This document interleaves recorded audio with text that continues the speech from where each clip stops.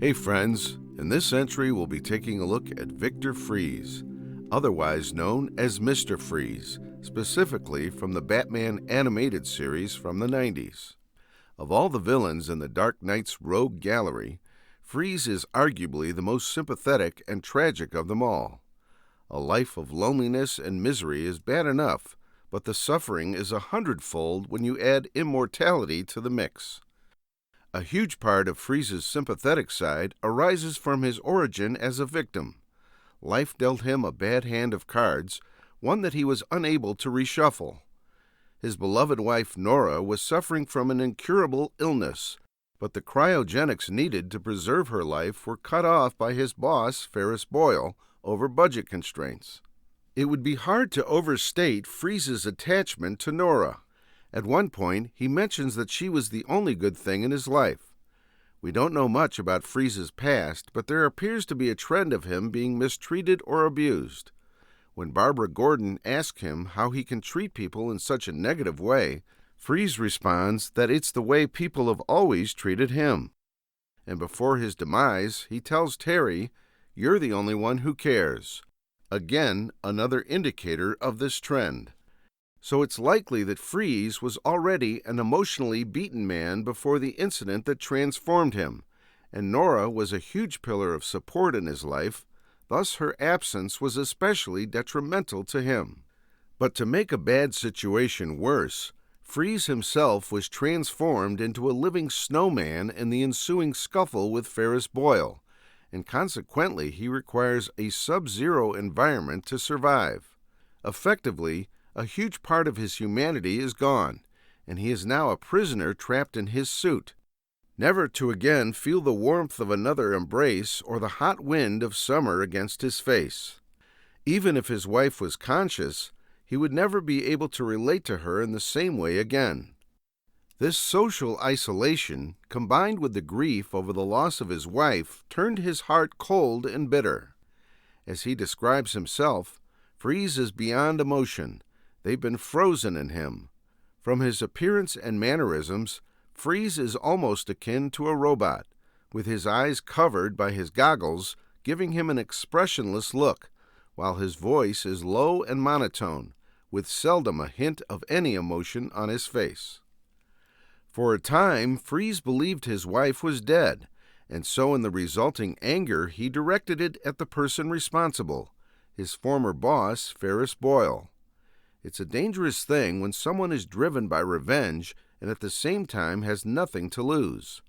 To borrow a quote from Mr. Murdoch, a man without hope is a man without fear. Even if he were to be arrested, Freeze is already in an emotional prison with his grief and a physical prison in the form of his suit, so the threat of jail likely wouldn't really deter him. If he were to be executed, Freeze might not be so opposed to it, since he has nothing left to look forward to in life. Perhaps you could say that being the reprehensible person he is, Ferris Boyle deserved what was coming, but certainly not for the rest of the innocent people in the building that Freeze was willing to chalk up to collateral damage. The lack of regard for human life extends not only to innocent bystanders, but also to the people who work for him.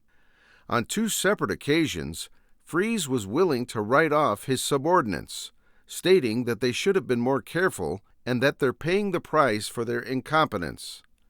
But as it turns out, a glimmer of hope appears for Freeze, with the revelation that Nora was still alive in her frozen state. This revelation revives his humanity and makes him more reasonable, giving him some redemption when he turns against Walker's plan of genocide to create a frozen utopia, simply for the fact that Nora wouldn't approve of his actions. So it would be quite accurate to say that Nora was his last link to humanity. This humanity is also reflected by Freeze being able to resume some form of social interaction, as seen by his adoption of young Kunuk as a ward. For a time, it appears that Freeze found a new life in the Arctic. But Nora's survival turns out to be a double-edged sword that cuts both ways. While it gave Freeze some redemption earlier in saving the world, it also led to other evil acts. Once again, Nora's life is endangered when her chamber is destroyed, forcing Freeze to look for a suitable donor. With no deceased donors available, Freeze would resort to the unthinkable, using a live donor instead, which would result in their death.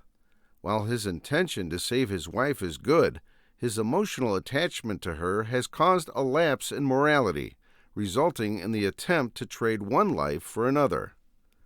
Ultimately, it is selfish, as Barbara Gordon has a life of her own, combined with people who care about her.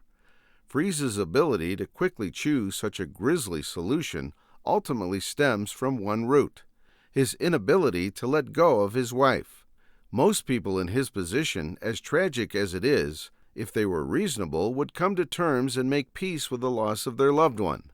Most people would not attempt to kill someone else and justify their murder in the name of saving someone.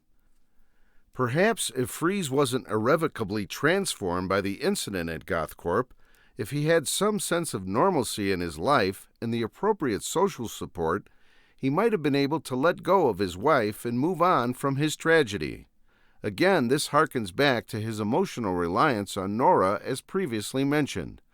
The void left by her absence was never filled, and given that Freeze is already labeled a criminal, there's not much that he won't do to bring her back. But if Freeze wasn't willing to let her go, then tragically the decision would be made for him. In a twist of fate, Nora is cured from her illness, but due to Freeze's deteriorating condition, in which he is reduced to simply a head, he cannot resume a relationship with her anymore. So in a sense, Freeze has had to deal with the loss of Nora all over again, this time by distancing himself from her. After she was cured, Freeze refused to see her, and after giving up waiting on him, she left Gotham with her doctor instead.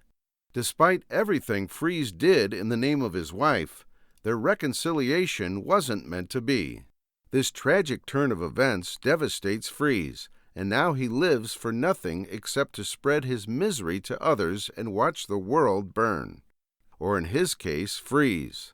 It starts off fairly small, with him destroying the life's work of others and watching them wail in despair. In his own words, "I came to steal hope." Eventually, it reaches its climax with his planned destruction of Gotham, turning it into a frozen wasteland to crush Batman's hope. At this point, Freeze was irredeemable. Unlike the situations with Walker and Barbara, where Freeze was doing something evil for the sake of good, here it is just doing evil for the sake of evil. He was stopped in the act, but the tragedy continues with Freeze being placed into cold storage for 50 years, with him wishing for death every moment. Subsequently, he became a victim of corporate evil again, this time being exploited as a guinea pig for Derek Powers' experiment for a new body. But despite his evil deeds, it's worth noting that unlike many of his peers in Batman's rogue gallery, Freeze is still capable of remorse and sorrow over his actions, combined with the desire to make reparations. That alone sets him apart from either the sociopathic or psychopathic inmates of Arkham. He was a man who was mistreated all his life, one who had a single glimmer of hope with his wife. When that hope was taken away, his heart turned bitter and cold, causing him to commit heinous acts in the name of his wife before his eventual fall into utter despair. So what do you think of Mr. Freeze from the Batman animated series, folks? Let me know in the comments below. Thanks for watching, and take care.